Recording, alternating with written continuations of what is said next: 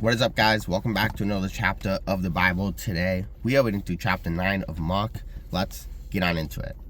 And he said to them, "Truly I tell you, some who are standing here will not taste death before they see that the kingdom of God has come with power."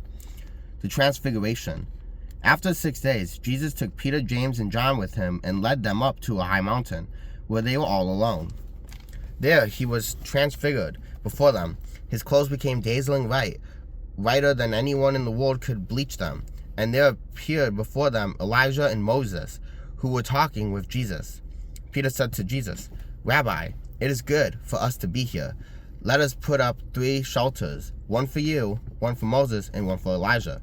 He did not know what to say. They were so frightened. Then a cloud appeared and covered them, and a voice came from the cloud, "This is my son, whom I love. Listen to him." Suddenly, when they looked around, they no longer saw anyone with them except Jesus. As they were coming down the mountain, Jesus gave them orders not to tell anyone what they had seen until the Son of Man had risen from the dead. They kept the matter to themselves, discussing what rising from the dead meant. And they asked him, "Why do the teachers of the law say that Elijah must come first?" Jesus replied, "To be sure, Elijah does come first and restores all things. Why then is it written that the Son of Man must suffer much and be rejected?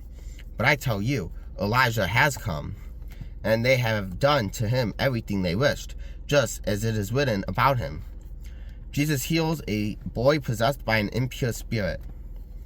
When they came to the other disciples, they saw a large crowd around them and the teachers of the law arguing with them. As soon as all the people saw Jesus, they were overwhelmed with wonder and ran to greet him.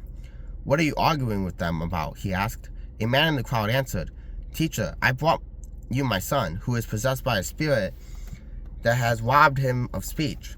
Whenever it seizes him, it throws him to the ground. He foams at the mouth, gnashes his teeth, and becomes rigid. I asked your disciples to drive out the spirit, but they could not." "You unbelieving generation," Jesus replied, "how long shall I stay with you? How long shall I put up with you? Bring the boy to me."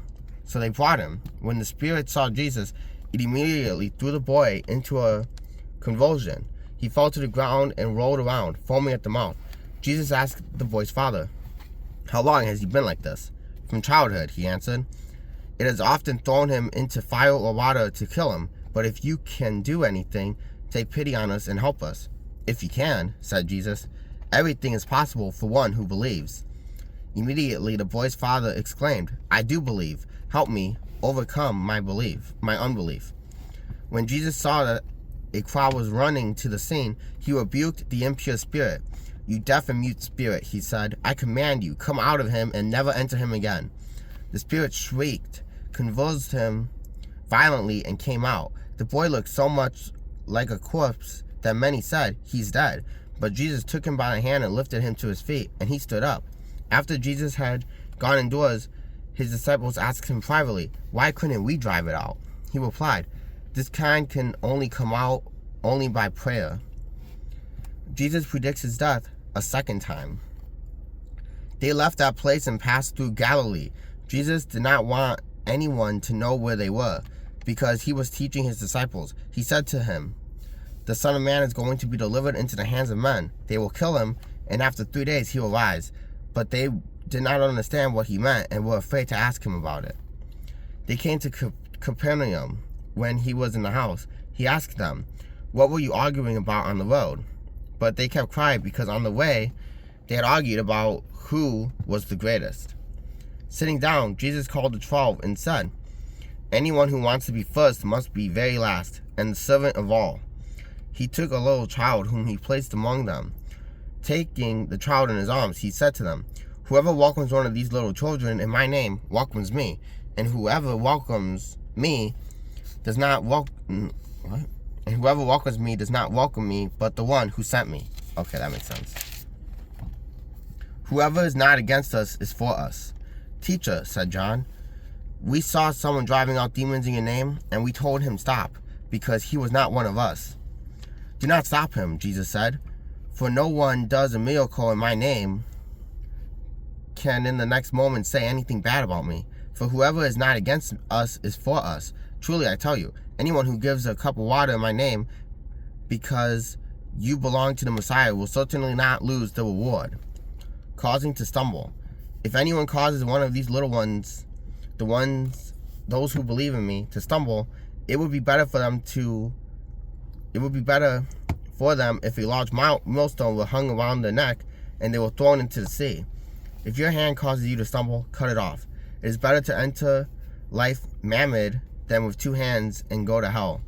There the fire never goes out. And if your foot causes you to stumble, cut it off. It is better for you to enter life crippled than to have 2 feet and be thrown into hell. And if your eye causes you to stumble, pluck it out. It is better for you to enter the kingdom of heaven with 1 eye than to have 2 eyes and thrown into hell, where the worms that eat them do not die, and the first is not quenched. Everyone will be salted with fire. Salt is good, but if it loses its saltiness, how can you make it salty again?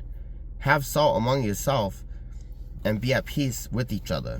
Alright guys, that is it for chapter 9 of Mark. I'll see you guys tomorrow for chapter 10.